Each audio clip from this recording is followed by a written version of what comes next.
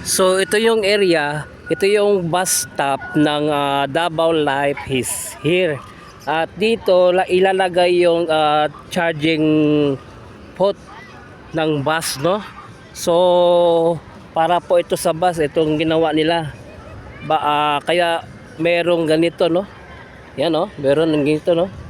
So for buses andito, Davao Life is here.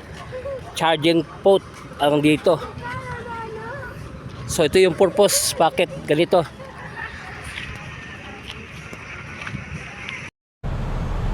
안녕하세요 여러분, 잘 지냈어요? 보고 싶어 해보겠어. 매서 반갑습니다. Welcome to my channel, Crispy TV. Please subscribe, like, and share. Ngayon na patungo tayo sa may Rojas Extension. So update po tayo sa nagaganap ngayon diyan, no? Pagbubukas ngayong December 15, mukhang hahabol at parang i-espalto na yata diyan, no, banda. So update po tayo. So tara, let's go. So ngayon, no, balikan po natin itong Rojas Extension. Exit point ng Davao Coastal Road, no? Dahil ngayon magsisimula na sila sa paglagay ng espalto diyan sa may extension, no? Dahil mukhang hahabol yata itong Rojas ngayong December 15 sa pagbubukas ng Bukana Bridge, no? So tingnan po natin kung ano na yung kaganapan, dahil ako excited na rin ako makita ang lugar, kung ano na yung sitwasyon diyan, no? So subaybayan po natin itong Rojas Extension. Okay.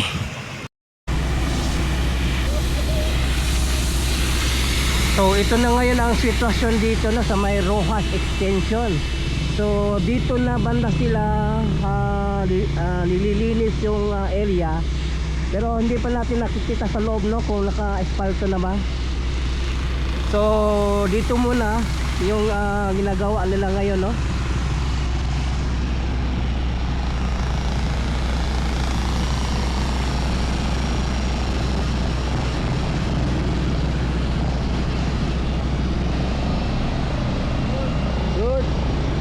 Parto. Iya pa. Dito wala pa.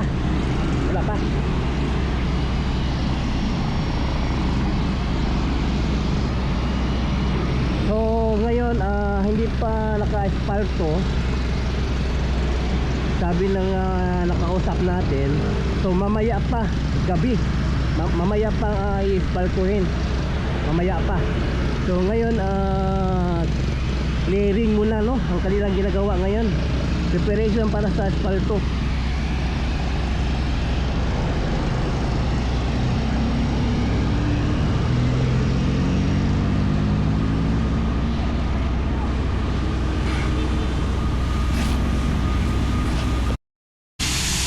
So ito ngayon nililinis ito, ang lalim nito is box culvert, no. Ito sasapawan pa ito ng espalto, papatungal pa ito. Kaya ito inaalis yung mga buhangin sa ibabaw nito para papatungan ng espalto.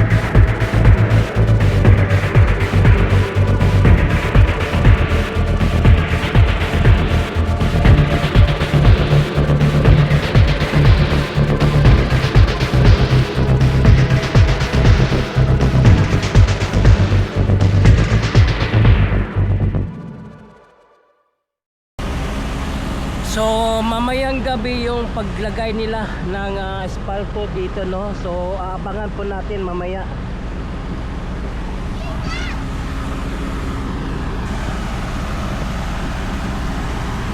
So ngayon sa salukuyan, pinapatag, tinatampe mo na nila ngayon itong mga lupa para tumigas bago nila lagyan ng espalto.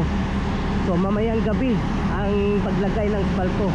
Abangan po natin mamaya.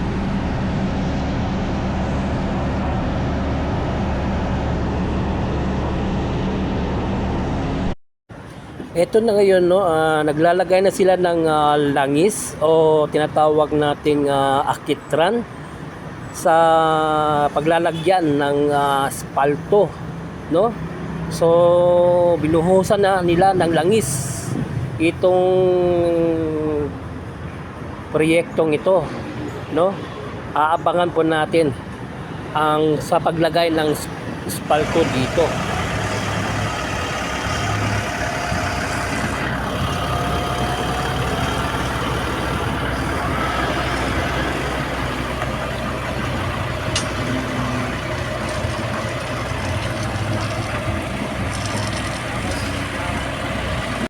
Sabi ng engineer, bukas nila lalagyan ng espalto. Ito, binuhusan lang muna nila ng akitran itong paglalagyan. So, napasyahan ko na balikan na lang bukas ito. Ipagpatuloy natin ang pag-update dito sa Rojas Extension na bubuksan na sa December 15. No? Abangan po ninyo bukas sa pag-update dito. Sa ngayong hapon, no, binalikan po natin itong Rojas Extension. So tingnan po natin kung naka-espalto na ba sila dito. Tara, let's go. Tingnan natin.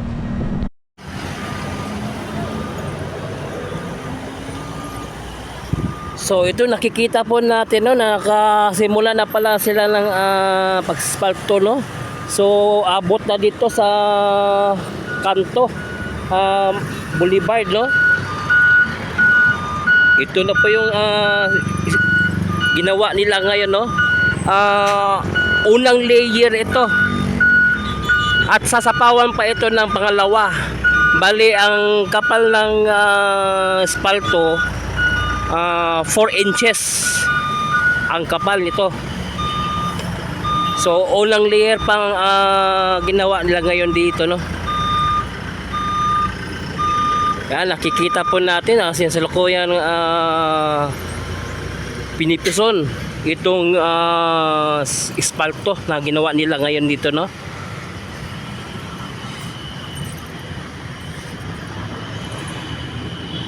Yan. Tingnan po natin sa loob. So ito na po yung espalto dito, no. So ngayon is December 13, Saturday, no. So dalawang araw na lang magbubukas na itong Bukana at itong Rojas, no. Itong 2 lanes lang muna ang bubuksan ngayong 15. Ito, naka-espalto na. Pagdating doon sa kanto, no, yan, medyo buka yung ang espalto dito, no. Pero ito yung espalto, unang layer pa lang ito. Sasapawan pa ito ng pangalawa na layer. Dapat 4 inches ang baga ng espalto. Yan.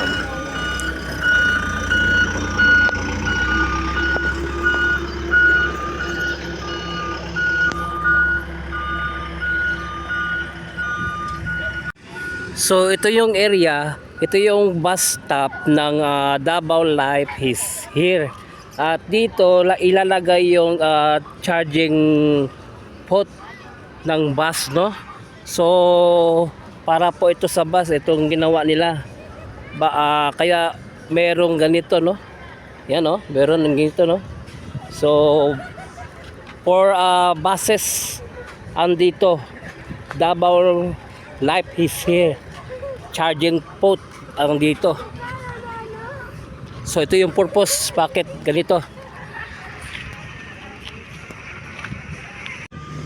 So, bukas ang pangalawang layer ng asfalto.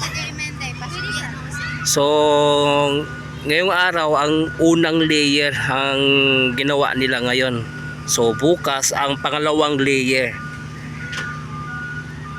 Papatungan pa ito.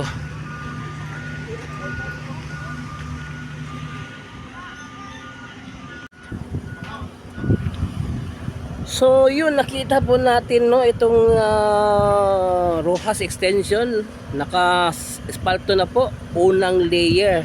At bukas pangalawang layer ang gagawin nila, no.